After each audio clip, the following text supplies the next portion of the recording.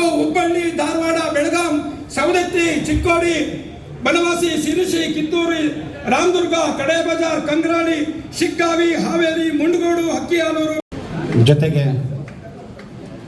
ನಮ್ಮ ಅಚ್ಚುಮೆಚ್ಚು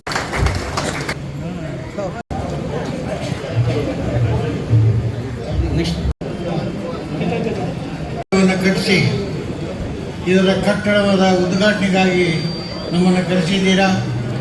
ನಿಮ್ಮ ಅಧ್ಯಕ್ಷರಾದಂಥ ನಾರಾಯಣರಾವ್ ಕುಪ್ಪಳ್ಳಿಯವರು ಬಹಳ ಪರಿಶ್ರಮಪಟ್ಟು ಸಮಾಜವನ್ನು ಒಗ್ಗೂಡಿಸಿ ಸಮಾಜದ ಏಳಿಗೆಗಾಗಿ ಪ್ರಾಮಾಣಿಕ ಪ್ರಯತ್ನವನ್ನು ಅವರು ಮಾಡ್ತಾ ಇದ್ದಾರೆ ಅಂತ ನಾನು ತಿಳ್ಕೊಂಡು ಭಾಳ ಸಂತೋಷ ಪಡ್ತಾ ಇದ್ದೇನೆ. ಈ ಸಿಂಪಿ ಸಮಾಜ ನನಗೇನು ಹೊಸದಲ್ಲ. ಸುಮಾರು 50-60 ವರ್ಷಗಳಿಂದ ಈ ಸಮಾಜದ ಕೂಡ ನಾನು ಒಡನಾಡಿಯಾಗಿ ಬಂದಿದ್ದೇನೆ. ಇಲ್ಲಿ ಬರಬೇಕು ನೋಡ್ರಿ, ಮಂಜುನಾಥ್ ಪಾಸ್ತೆ ಮಾಜಿ ಅಧ್ಯಕ್ಷರು, ಕರ್ನಾಟಕ ನಾಮದೇಶ ಅವರು, ನಾವು ಕ್ಲಾಸ್ಮೇಟು. ಅವರಪ್ಪ ಬರ್ಮಕ್ನವರು, ಪಾಸ್ತೆ ವಿಠಣ್ಣ ಅಂತ ಇದ್ದರು. ಬಹುತೇಕ ಹೆಚ್ಚು ಕಡಿಮೆ ನಾವು ಅವರು ಕೂಡ ಇರ್ತಿದ್ವಿ. 20-30 ವರ್ಷಗಳಿಂದ ಕೊಡ್ತಾ ಇದ್ದೇವೆ. ನಾಮದೇವ್ ಶಿಲ್ಪಿಗ ಸಮಾಜ ಸಣ್ಣ ಸಮಾಜ ಆದರೂ ಸಹಿತ ಒಗ್ಗಟ್ಟಿನಿಂದ ತಮ್ಮ ಸಮಾಜದ ಏಳಿಗೆಗಾಗಿ ಪ್ರಯತ್ನವನ್ನು ಮಾಡಿ ಈ ಬೃಹತ್ ಕಟ್ಟಡವನ್ನು ನಿರ್ಮಿಸಿ ಈ ನಾರಾಯಣರಾವ್ ಕುಪ್ಪಳ್ಳಿಯವರ ಅಧ್ಯಕ್ಷತೆಯಲ್ಲಿ ಇದರ ಉದ್ಘಾಟನೆಯನ್ನು ಮಾಡ್ತಾ ಇದ್ದೀರಿ. ದೊಡ್ಡ ಕೆಲಸ ಆಗಬೇಕಂದ್ರೆ ನಿಮ್ಮಲ್ಲಿ ಒಗ್ಗಟ್ಟು ಅವಶ್ಯಕತೆ ಇದೆ.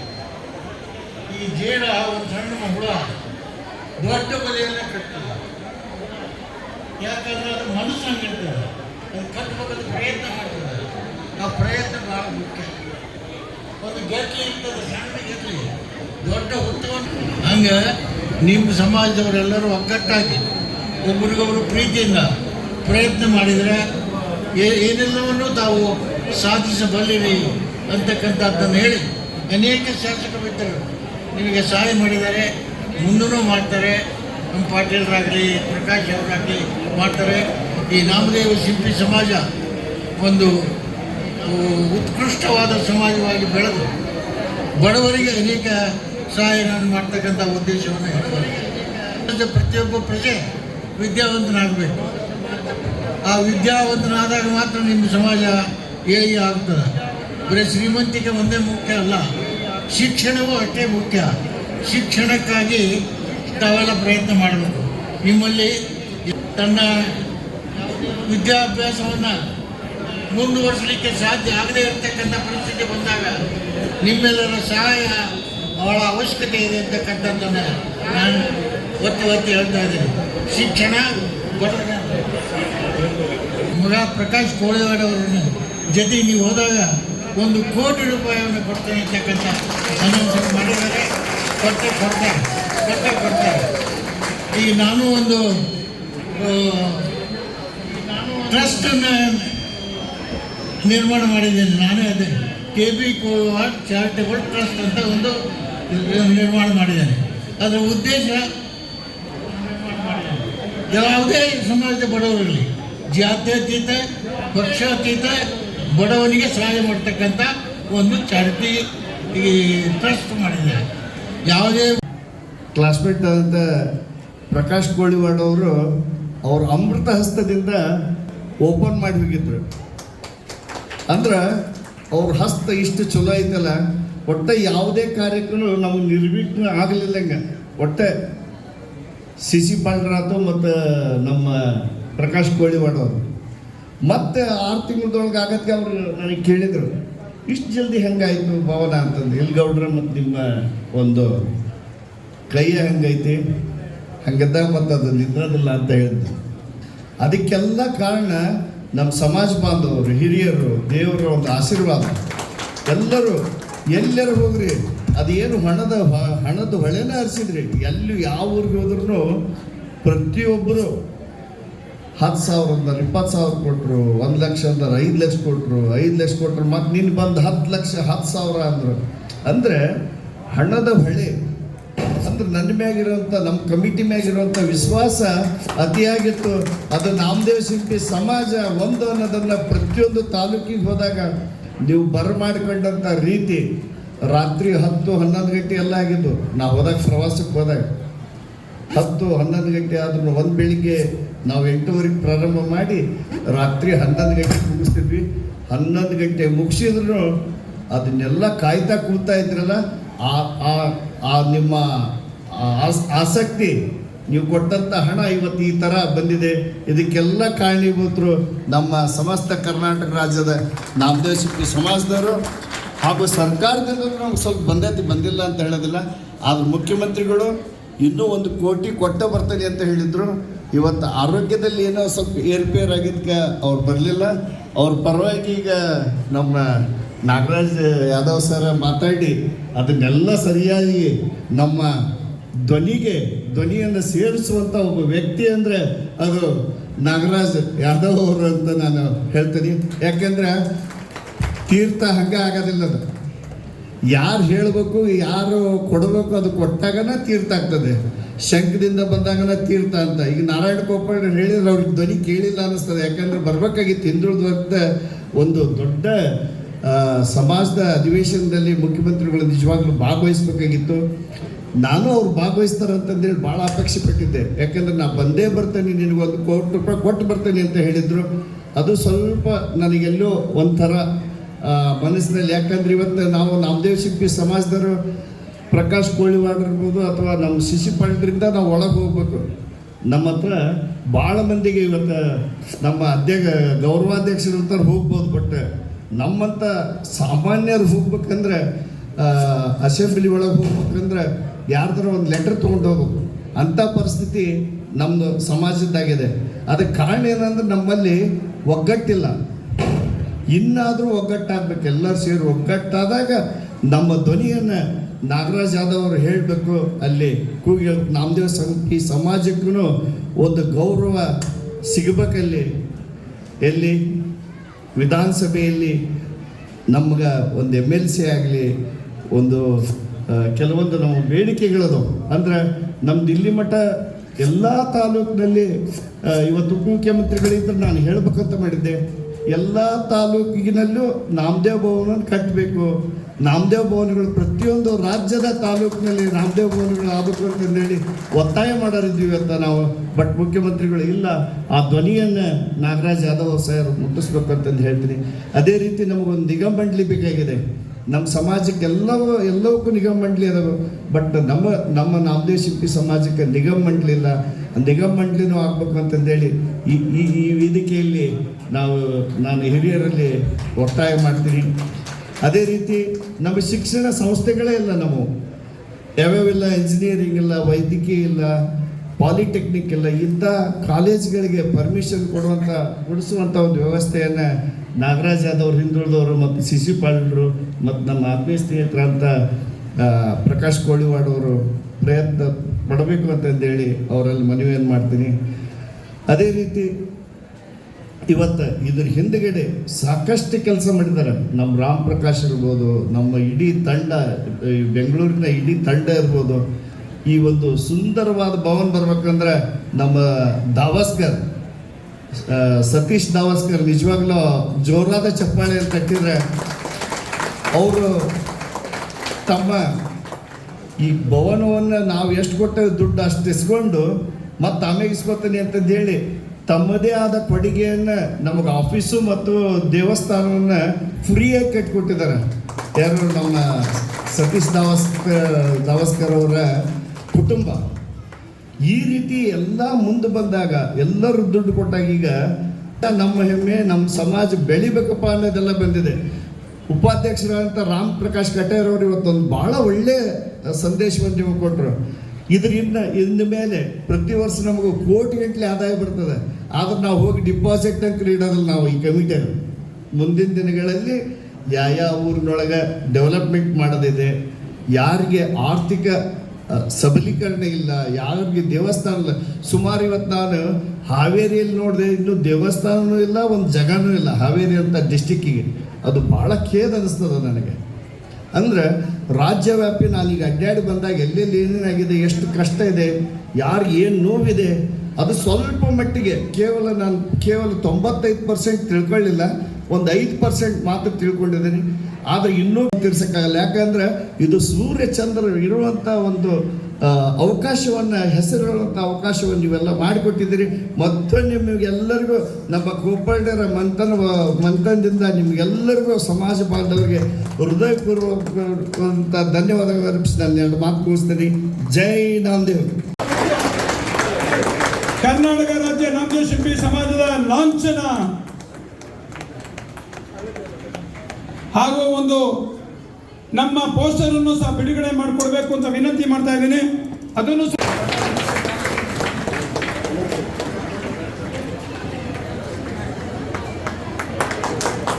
पंढरीनाथ महाराज की, पंढरीनाथ महाराज की, संत शिरोमणि नामदेव महाराज की. ಕೇಳುವ ಕೈಯಲ್ಲಿ ನಿಯತ್ತಿದ್ರ ಕೊಡುಗೆ ದಾನಿಗಳಿಗೆ ಕೊರತೆ ಇಲ್ಲ. ಕೇಳುವ ಕೈಯಾಗಿ ನಿಯತ್ತಿರಬೇಕು. ಕೇಳುವ ಕೈಯಾಗಿ ನಿಯತ್ತಿತ್ತಂದ್ರೆ ಕೊಡುಗೆ ದಾನಿಗಳಿಗೆ ಕೊರತೆ ಇಲ್ಲ.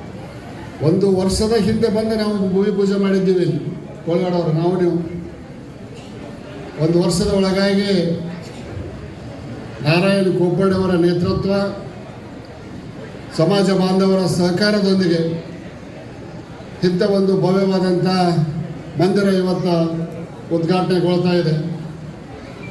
ಈ ರಾಜ್ಯದ ಮುಖ್ಯಮಂತ್ರಿಗಳಾದಂಥ ಸನ್ಮಾನ್ಯ ಸಿದ್ದರಾಮಯ್ಯ ಸಾಹೇಬರು ಬರಬೇಕಿತ್ತು.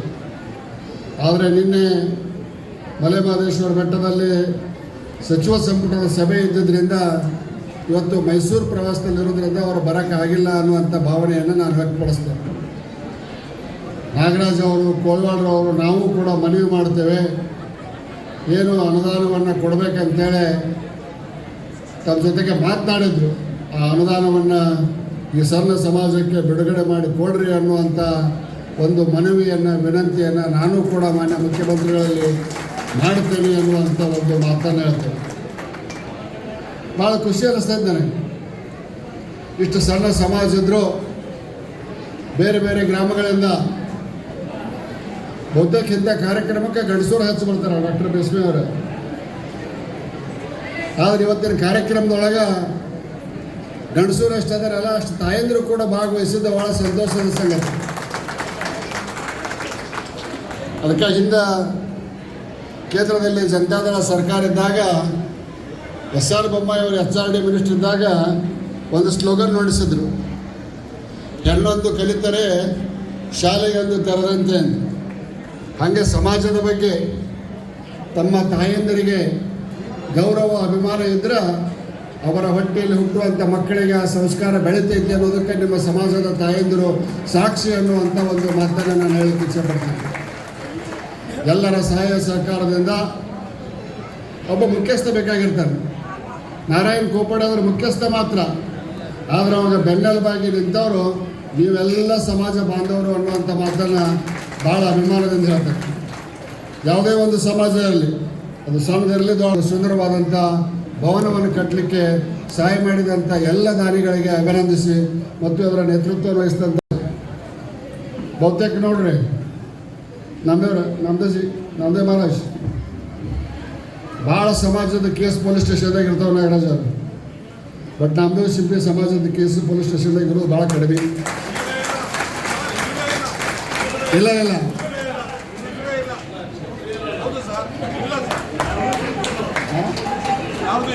ಯಾವುದೂ ಇಲ್ಲ. ನಮ್ಮದೇ ಶಿಲ್ಪಿ ಸಮಾಜಕ್ಕೆ ಇದೇ ಒಂದು ಭಾತೃತ್ವ, ನಾವೆಲ್ಲರೂ ಒಂದು ಅನ್ನುವಂಥ ಭಾತೃತ್ವದ ಭಾವನೆ ಇಟ್ಕೊಂಡ ಮುಂದೆ ಸಾಗೋಣ. ನಮ್ಮ ಸಮಾಜಕ್ಕೆ ಬೇಕಾಗುವಂಥ ಸಹಾಯ ಸಹಕಾರ ಮಾಡುವಂಥ ಸಂದರ್ಭ ಬಂದಾಗ ನಾನು ಅದಕ್ಕೂ ಹಿಂದೆ ಹಾಕುವುದಿಲ್ಲ ಅನ್ನುವಂಥ ಮಾತನ್ನು ಹೇಳಿ ಈ ಸಮಾರಂಭಕ್ಕೆ ನನ್ನನ್ನು ಆಗಮಿಸಿ ಉದ್ಘಾಟನೆಯಲ್ಲಿ ಹಿರಿಯರ ಜೊತೆಗೆ ಭಾಗವಹಿಸಲಿಕ್ಕೆ ಅವಕಾಶ ಮಾಡಿಕೊಟ್ಟಂಥ ಎಲ್ಲರಿಗೂ ವಂದಿಸಿ ನನ್ನ 2 ಮಾತುಗಳನ್ನು ನಾನು ಮುಗಿಸ್ತೇನೆ. ನಮ್ಮ ನಾಗರಾಜ್ ಯಾದವ್ ಅವರು ಸಾಕಷ್ಟು ನನಗೆ ರಾಜಕೀಯ ಪ್ರಜ್ಞೆಯನ್ನು ಮೂಡಿಸುವಲ್ಲಿ ನನಗೆ ಕೈ ಹಿಡಿದು ನಡೆಸ್ತಕ್ಕಂಥ ನಾಗರಾಜ್ ಯಾದವ್ ಸಾಹೇಬ್ರೆ. ಯಾದವ್ ಅವರ ಪತ್ನಿಯವರು, ಅವರು ಮರಾಠ ಸಂಘದ ಎಲ್ಲಿದ ಅಧ್ಯಕ್ಷರು ಸರ್?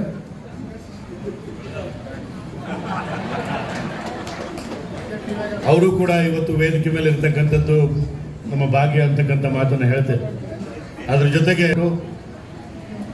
ನಾವೆಲ್ಲ ಒಟ್ಟಿಗೆ ಬೆಳೆದಂಥವರು, ನಿಮ್ಮ ಸಮಾಜದ ರಾಜ್ಯದ ಅಧ್ಯಕ್ಷರಾಗಿರ್ತಕ್ಕಂಥದ್ದು ಭಾಳ ಹೆಮ್ಮೆ ಮತ್ತು ಸಂತೋಷದ ವಿಚಾರ ಅಂತಕ್ಕಂಥ ಮಾತನ್ನು ಹೇಳಿ, ನಾರಾಯಣ ಕೋಪಾರ್ಡೆ ಅವರು ನಾವು ಅನೇಕ ನಮ್ಮ ಕ್ಲಾಸ್ಮೇಟ್ಸನ್ನು ಕರೆಸಿದ್ದಾರೆ. ಅವರು ನಾನು ಒಬ್ಬನ ಶಾಸಕನಾಗಿ ಬಂದಿಲ್ಲ, ಈಗ ಅವ್ರನ್ನ ಕ್ಲಾಸ್ಮೇಟ್ ಆಗಿ ಬಂದಿದ್ದೀನಿ. ಆದ್ದರಿಂದ ಈ ಸಮಾಜದ ಜೊತೆಗೆ ನನ್ನ ಒಡನಾಟ ಇವತ್ತಿಂದಲ್ಲ, ನಾನು ಹುಟ್ಟಿದಾಗಿಂದ ನಮ್ಮ ತಂದೆಯವರು ಹೇಳ್ತಾ ಇದ್ರು, ವಿಷ್ಣು ಪಾಸ್ಟೆ ಅವ್ರ ಮನೇಲಿ ಆಟ ಆಡಿ ಬೆಳೆದಿರೋರು ನಾನು. ಜೊತೆಗೆ ನನ್ನ ಕ್ಲಾಸ್ಮೇಟ್ ಇನ್ನೊಬ್ಬರು ಪಾಸ್ಟೆ ಅವ್ರು ಬಂದಾರ ಇಲ್ಲಿ. ಹೀಗಾಗಿ ನಿಮ್ಮ ಸಮಾಜದ ಜೊತೆ ನಾನು ಹುಟ್ಟಿದಾಗಿಂದನೂ ಒಡನಾಟ ನಂದು ಇದೆ ಅಂತಕ್ಕಂಥ ಭಾಳ ಹೆಮ್ಮೆಯಿಂದ ಹೇಳ್ತಾ, ಎಲ್ಲರೂ ಹೇಳಿದರು ಸಣ್ಣ ಸಮಾಜ ಅಂತ. ನಮ್ಮದು ಸಣ್ಣ ಸಮಾಜನ, ನಮ್ಮದು ಕೂಡ ಸಣ್ಣ ಸಮಾಜನ. ಸಣ್ಣ ಸಮಾಜದಲ್ಲಿ ನಾರಾಯಣ ಕೋಪಾಡೆ ಅಂತ ಅನೇಕ ಧುರೀಣರಿದ್ದೀರಿ. ಆದ್ದರಿಂದ ಇಂಥ ಒಂದು ಭವ್ಯವಾದ ಭವನವನ್ನು ನಮ್ಮ ಸಮಾಜದ್ದು ಇಲ್ಲ, ಇದು ದೊಡ್ಡ ಭವ್ಯವಾದ ಭವನ. ಆದ್ದರಿಂದ ಈ ಶ್ರಮ ಏನೈತಿ, ಒಗ್ಗಟ್ಟೇನೈತಿ ನಿಮ್ಮ ಸಮಾಜದ್ದು, ಅದು ಬಹಳ ಮುಖ್ಯ. ಸಂತ ನಾಮದೇವ್ ಅವರು ಹಾಕಿಕೊಟ್ಟಂಥ ದಾರಿಯಲ್ಲಿ ಸಮಾನತೆ ಒಂದು, ಸಮಾಜ ಸೇವೆ ಇನ್ನೊಂದು, ಕೋಆಪರೇಷನ್ ಇನ್ನೊಂದು. ಇದು ನಿಮ್ಮ ಸಮಾಜದಲ್ಲಿ ಇರೋದ್ರಿಂದನೇ ಇವತ್ತು ಬೆಂಗಳೂರು ಅಂತ ಮಹಾನಗರದಲ್ಲಿ ಇಂದು ದೊಡ್ಡ ಭವನವನ್ನು ಕಟ್ಟಿ ನೀವು ಒಗ್ಗಟ್ಟಾಗಿ ನಿಂತ್ಕೊಂಡು ಏನು ಬೇಕಾದರೂ ಸಾಧನೆ ಮಾಡ್ಬೋದು ಅನ್ನೋದನ್ನು ಇತರ ಸಮಾಜಕ್ಕೆ, ದೊಡ್ಡ ಸಮಾಜಕ್ಕೆ ನೀವೆಲ್ಲ ತಿಳಿಸ್ಕೊಟ್ಟಿರ್ತಕ್ಕಂಥದ್ದು ಭಾಳ ಹೆಮ್ಮೆಯ ವಿಚಾರ ಅಂತಕ್ಕಂಥ ಮಾತನ್ನು ಹೇಳಿ, ನಾನು ನಿಮ್ಮ ಕಮಿಟಿಯವರಿಗೆ ನಾರಾಯಣವ್ರ ಹತ್ರ ಬಂದಿದ್ರು, ಇಲ್ಲ ನಾನು ಮುಖ್ಯಮಂತ್ರಿಗಳನ್ನ ಇನ್ವೈಟ್ ಮಾಡಬೇಕು, ಹೋಗೋಣ ಅಂತೇಳಿ ಎಲ್ಲ ಕಮಿಟಿಯವರು ಕರ್ಕೊಂಡು ನಾನು ಮುಖ್ಯಮಂತ್ರಿ ಹತ್ರ ಹೋದಾಗ ನಾವು ಜಾಸ್ತಿ ಫೋರ್ಸ ಮಾಡಲಿಲ್ಲ. ಮುಖ್ಯಮಂತ್ರಿಗಳಿಗೆ ಕೇಳಿದ್ವಿ, ಇಲ್ಲರಿ ನಾವು ಈ ಸಮಾಜ ಭಾಳ ಸಣ್ಣ ಸಮಾಜ, ಭವನವನ್ನು ಕಟ್ಟಿಸ್ತಾ ಇದ್ದಾರೆ, ಅವ್ರಿಗೆ ಏನಾರ ಅನುದಾನ ಕೊಡಬೇಕು ನೀವು ಅಂತ ಕೇಳಿದಾಗ ಹೆಚ್ಚಿಗೆ ಮಾತಾಡಲೇ ಇಲ್ಲ ಅವರು. ನಾವು ಒಂದು 10 ಲಕ್ಷ 20 ಲಕ್ಷ ಕೊಡ್ತಾರಂತ ನಾವು ತಿಳ್ಕೊಂಡು ಹೋಗಿದ್ವಿ. 1 ಕೋಟಿ ರೂಪಾಯಿ ಅಲ್ಲೇ ಅನೌನ್ಸ್ ಮಾಡಿದ್ರು. ಅದು ಇನ್ನೂ ಬರಬೇಕು, ಬಂದಿಲ್ಲ. ನಾವು ನಾರಾಯಣವರು ಮತ್ತು ಸಿ ಪಾಟೀಲರು ಯಾದವ್ ಅವರು ಹೋಗಿ ಅದನ್ನು ಕೊಡಿಸ್ತಕ್ಕಂಥ ಒಂದು ಪ್ರಯತ್ನವನ್ನು, ಪ್ರಾಮಾಣಿಕ ಪ್ರಯತ್ನವನ್ನು ಮಾಡ್ತೀವಿ ಅಂತಕ್ಕಂಥ ಮಾತನ್ನು ಹೇಳ್ತಾ, ಎಂದಿದ್ರು ನಾನು ನಿಮ್ಮ ಸಮಾಜದೊಂದಿಗೆ ಇರ್ತೀನಿ. ಸಣ್ಣ ಸಮಾಜಗಳು ಯಾವಾಗಲೂ ಒಗ್ಗಟ್ಟಾಗಿದ್ದರೆ ಮಾತ್ರ ಬೆಳಿಲಿಕ್ಕೆ ಸಾಧ್ಯ ಅಂತಕ್ಕಂಥ ಮಾತನ್ನು ನಾಗರಾಜವರು ನನಗೆ ತುಂಬ ಅನುಭವ ಕೊಟ್ಟರು ಅಂತ. ನಾನು ಕರೆದ ತಕ್ಷಣ ಬರೀ ಫೋನ್ ಮೂಲಕ ಕೇಳೋದಕ್ಕೆ ಬಂದಿರೋರು ಇವತ್ತು ನನ್ನ ಸ್ನೇಹಕ್ಕೋಸ್ಕರ. ಯಾಕಂದರೆ ಹಿಂದುಳಿದ ಬಗ್ಗೆ ಯಾವಾಗಲೂ ಅವ್ರ ಗೌರವ, ಒಂದು ನೇರವಾಗಿ ಮಾತಾಡೋಂಥ ಪ್ರವೃತ್ತಿ. ನಾನು ಹೇಳಿದೆ 1 ಕೋಟಿ ರೂಪಾಯಿ ಹಣನ ನಮ್ಮ ಕೋಳಿವಾಡ ಸಾಹೇಬರು ಕೇಳಿದ್ರಂತೆ ಕೊಡ್ತಿದ್ದೆ ಸಿದ್ದರಾಮಯ್ಯ ಒಪ್ಕೊಂಡಾಗ. ಸಾಹೇಬ್ರೆ 1-2 ವಿಚಾರ ತಾವು ಹೇಳಿಲ್ಲ. ನಮ್ಮ ಸಮಾಜಕ್ಕೆ ಈಗಾಗಲೇ ಮುಖ್ಯಮಂತ್ರಿಗಳು ಕೇಳಿದ ತಕ್ಷಣ ನಾನು ಅಧ್ಯಕ್ಷ ಆದಾಗ, ನಾನು ವಾಣಿಜ್ಯ ಮಂಡಳಿ ಅಧ್ಯಕ್ಷ 50 ಲಕ್ಷಗಳನ್ನು ಕೊಟ್ಟು ಬಿಟ್ಟಿದ್ದಾರೆ ಸರ್. ಅದಾದ ನಂತರ 25 ಲಕ್ಷವನ್ನು ಕೂಡ ಕೊಟ್ಟಿದ್ದಾರೆ. ಕೇಳಿದ್ರು, ಇನ್ನೂ ಎಷ್ಟು ಬೇಕಪ್ಪ ನಿನಗೆ ಅಂತ ಕೇಳಿದ್ರು. ಇನ್ನೂ 1 ಕೋಟಿ ಕೊಡುವಂಥ ಸಂದರ್ಭದಲ್ಲಿ ಆ ಸರ್ಕಾರ ಘೋಷಿಸ್ತಾರೆ ಅಷ್ಟೇ ಸರ್. ಯಾವತ್ತು ಹಿಂದುಳಿದರ ಬಗ್ಗೆ ಯಾವಾಗಲೂ ಸಿದ್ದರಾಮಯ್ಯ ಅವರು ಕೊಡುವಂಥ ಕೊಡುಗೆ ಬಗ್ಗೆ ನಮಗೆ ಸಿ ಪಾಟೀಲ್ ಸಾಹೇಬ್ ಹೇಳಿದ್ರು. ಯಾವಾಗಲೂ ಅವರು ಕೂಡ ಒತ್ತಾಯ ಮಾತಾಡೋರು, ಅವರು ಕೂಡ ಕೊಟ್ಟಿದ್ದಾರೆ. ತದನಂತರ 75 ಲಕ್ಷ ಕೊಟ್ಟಾಗ ಸರ್ ನಮ್ಮ ಜಯಮಾಲಾ ಮೇಡಮ್ ಕೂಡ 10 ಲಕ್ಷ ಕೊಟ್ಟಿದ್ದಾರೆ ಸರ್. ಆಮೇಲೆ ರೇವಣ್ಣ ಸಾಹೇಬರು ಕೂಡ 5 ಲಕ್ಷ ಕೊಟ್ಟಿದ್ದಾರೆ ಸರ್. ಆಮೇಲೆ ನಮ್ಮ ರಾಮಚಂದ್ರ ಗೌಡರು ಕೂಡ ಕೊಟ್ಟಿದ್ದಾರೆ ಸರ್. ಇದು ಈ ವಿಚಾರ ನಾಗರಾಜ್ ಯಾದವ್ ಅವರು ಭಗವಂತನ ಪ್ರೇರಣೆ ಏನಾಯಿತು ಅವರು ಕೊಡ್ಬೋದು, ಹೇಳೋಕ್ಕಾಗಲ್ಲ. ಪಾಂಡುರಂಗರ ಇಚ್ಛೆ ಇರುತ್ತೆ, ಅವ್ರು ಕೊಟ್ಟರು ಕೊಡ್ಬೋದು. ಯಾಕಂದರೆ MLC ಫಂಡ್ ಇದ್ದೇ ಇರುತ್ತೆ. ಬಹುಶಃ ನಮ್ಮ ಕಟ್ಟಡಕ್ಕೆ ಭಾಳ ಕಷ್ಟಪಟ್ಟು ಹೋರಾಟ ಮಾಡಿದ್ದಾರೆ ಸರ್. ಈ ಕಟ್ಟಡಕ್ಕೆ ಸರ್ ಇದು BDA ಇದೈತೆ ಲೀಸ್ ಜಾಗ ಸರ್. ಲೀಸ್ ಬೇರೆ 30 ಲಕ್ಷ ಲೀಸ್ನ ನಾನು ರಿನ್ಯೂವಲ್ ಮಾಡಿಕೊಟ್ಟೆ ಅವಾಗ ಸಿದ್ದರಾಮಯ್ಯ ಅವ್ರ ಕಾಲದಲ್ಲಿ. ಇಲ್ಲಿ ಕೊಟ್ಟಿರೋದು ಹಾಸ್ಟ್ಲಿಗೆ ಅಂತ ಕೊಟ್ಟಿದ್ದು. ದಯವಿಟ್ಟು ತಮ್ಮ ಕಾಲದಲ್ಲಿ ಏನಾದರೂ ಅವಶ್ಯಕತೆ ಬಿದ್ದಲ್ಲಿ, ನಮಗೆ ಹಣದ ಅವಶ್ಯಕತೆ ಸಿಕ್ಕ ಈ ಜಾಗನ ಪರ್ಮನೆಂಟ್ ಮಾಡೋಕ್ಕೆ ಒಂದು ಅವಕಾಶ ಇದೆ ಸರ್. ಲೀಸ್ ಬಿಡಬೇಕು, ಪರ್ಮನೆಂಟ್ ಆಗಿ ಈ ಜಾಗನ ಕೊಂಡ್ಕೊಳ್ಳೋ ಅಂತ ನಮಗೆ ಹಣದ ಬಲ ತುಂಬ ಇದೆ ಅನ್ಸುತ್ತೆ. ಬಹುಶಃ ನಮ್ಮ ಜನಾಂಗರು ಕೊಟ್ಟಿರುವಂಥ ದೇಣಿಗೆ ನೋಡ್ತಾ ಇದ್ದರೆ ಈ ಕಟ್ಟಡದ ಜಾಗವನ್ನು ಸ್ವಂತವಾಗಿ ಮಾಡಿಕೊಳ್ಳೋ ಒಂದು ದೊಡ್ಡ ಒಂದು ಶಕ್ತಿ ನಮ್ಮಲ್ಲಿದೆ. ನಾವು ಯಾವತ್ತೂ ನಾಮದೇವ್ ಸಿಂಪಿ ಸಮಾಜದ ಭಿಕ್ಷೆ ಬೇಡಲ್ಲ ಸರ್, ನಾವು ಕೇಳಿ ತಿಳ್ಕೊಂತೀವಿ. ನಮಗೂ ಶರಣರಿಗೂ ಭಾಳ ಆತ್ಮೀಯತೆ ಇದೆ ಸರ್. ಮರಾಠಿಗರಿಗೂ ಶರಣರಿಗೂ ಭಾಳ ಆತ್ಮೀಯತೆ ಇದೆ. ಅದು ಹಿಡನ್ ಸೀಕ್ರೆಟ್ ನನಗೆ ಗೊತ್ತಿದೆ. ನಾನೊಬ್ಬ ಶರಣರಿಂದನೇ ಬೆಂಗಳೂರಲ್ಲಿ ಭಾಳ ದೊಡ್ಡ ನಿರ್ಮಾಪಕನಾದೆ, ಕೋಟ್ಯಾಂತರ ದುಡ್ಡು ವ್ಯವಹಾರ ಮಾಡಿದೆ, ಕೋಟಿಗಳು ಕಳೆದ ಕೂಡ ನಾನು ಶರಣರ ಬೆನ್ನಿದ್ದೇನೆ. ನನಗಿದೆ ಅದು ಈಗಲೂ ಕೂಡ ಕೆಲವು ಹೆಸರಿದೆ, ಹೇಳ್ಬಾರ್ದು. ನನಗೆ ಯಾವಾಗಲೂ ಇದು ಭಾಳ ದೊಡ್ಡ ನಿಮ್ಮ ಕೋಳಿವಾಡ ಫ್ಯಾಮಿಲಿ ಬಗ್ಗೆ ಐ ಗಾಟ್ ಹೈಯೆಸ್ಟ್ ರೆಸ್ಪೆಕ್ಟ್. ನಮ್ಮ ಡಾಕ್ಟರ್ ರಂಗನಾಥ್ ಅವ್ರಿಗೆ ಭಾಳ ಆತ್ಮೀಯರು, ನಿಮ್ಮ ತಂದೆಯವರು. ನಾನು ಕೂಡ ತಂದೆಯವ್ರ ಹತ್ರ ಭಾಳಷ್ಟು ಹೋಗಿದ್ದೀನಿ ಸರ್. ಅದರಿಂದ ನೇರ ನುಡಿಗಳಿಗೆ ಯಾವಾಗಲೂ ಹಿಂದುಳಿದರ ಬಗ್ಗೆ ತುಂಬ ಗೌರವ ಕೊಟ್ಟು ಕೆಲಸ ಮಾಡುವಂಥ ವ್ಯಕ್ತಿ ನಾಗರಾಜ್ ಯಾದವ್ ಅವರಿಗೆ. ಜಾತ್ಯತೀತವಾಗಿ ನೋಡಿ, ಅವರ ಮಡದಿಯವರು ಬೆಳಗಾಮಲ್ಲಿ 15,000 ಜನ ಸ್ಟೂಡೆಂಟ್ಸ್ ಇರುವಂಥ ಸ್ಕೂಲ್ ನಡೆಸ್ತಾ ಇದ್ದಾರೆ. ಮರಾಠ ಮಂಡಳ ಅಂತ ಸ್ಕೂಲ್ ನಡೆಸ್ತಾ ಇರೋದು ಓನರ್ ಅವರೇ. ಅವರು ನಮ್ಮ ಸಂಬಂಧಿಕರೀಗ, ಅವರು ಮರಾಠಿಗರು ಅಂತ ವಿಚಾರ ಹೇಳಿದ್ರು. ಅವ್ರ ಮಿಸಸ್ಸು ಅವ್ರು ಮರಾಠಿಗರು.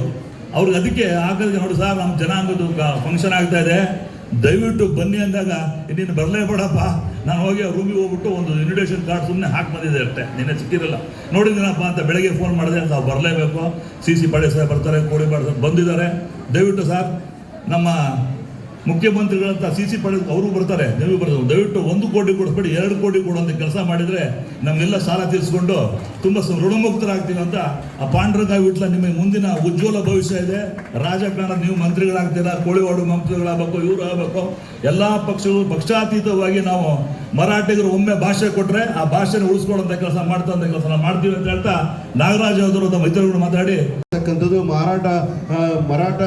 ಮಹಾರಾಷ್ಟ್ರದಲ್ಲಿ ಮೂಲತವಾಗಿರ್ತಕ್ಕಂಥ ಜನ ಆದರೂ ಕೂಡ ಇಡೀ ಭಾರತ ದೇಶದಲ್ಲಿ ಅವರ ಛಾಪು ಮೂಡಿಸಿರ್ತಕ್ಕಂತಹ ಒಂದು ಅತ್ಯುತ್ತಮವಾದ ಸಮಾಜ ಮತ್ತು ಕಾನೂನುಬದ್ಧವಾಗಿ ನಡ್ಕೊಳ್ತಕ್ಕಂತಹ, ಸಮಾಜಕ್ಕೆ ಪೂರಕವಾಗಿ ನಡ್ಕೊಳ್ತಕ್ಕಂತಹ, ಯಾರಿಗೂ ತೊಂದರೆ ಕೊಡದಿರುವಂತಹ ಯಾವುದಾದ್ರು ಸಮಾಜ ಇದ್ರೆ ಅದು ಸಂಪಿ ಸಮಾಜ ಅನ್ನೋ ಮಾತನ್ನು ಹೇಳ್ತೀನಿ. ಅದನ್ನು ಹೆಮ್ಮೆಯನ್ನು ಮಾತು ಹೇಳ್ತೀನಿ. ನಾನು ಬಂದಾಗ ವಿಚಾರಗಳನ್ನು ಸ್ವಲ್ಪ ಗೂಗಲ್ ಮಾಡಿ ನೋಡಿದಾಗ they never get involve with any illegal activities ಅಂತ ಮಾತು ಹೇಳ್ತೀನಿ. ಕಷ್ಟ ಇರ್ಬೋದು, ಬಡತನ ಇರ್ಬೋದು, ಈ ಸಮುದಾಯ ನಾನು ಹೇಳ್ತಾ ಇದ್ದೀನಿ ಕೇಳಿ, ಅದು ಸಾಮಾಜಿಕವಾಗಿ, ಶೈಕ್ಷಣಿಕವಾಗಿ, ಆರ್ಥಿಕವಾಗಿ ಬಹಳ ಬಡತನದಲ್ಲಿದ್ದರೂ ಕೂಡ ಯಾವತ್ತೂ ಕೂಡ ಇನ್ನೊಬ್ಬರ ಆಸ್ತಿಗೆ ಕಣ್ಣು ಹಾಕಿದಂಥ ಸಮುದಾಯ ಯಾವುದಾದ್ರು ಇಲ್ಲ ಅಂದರೆ ಅದು ಸಂಪಿ ಸಮುದಾಯನ ಮಾತಾಡ್ತೀನಿ.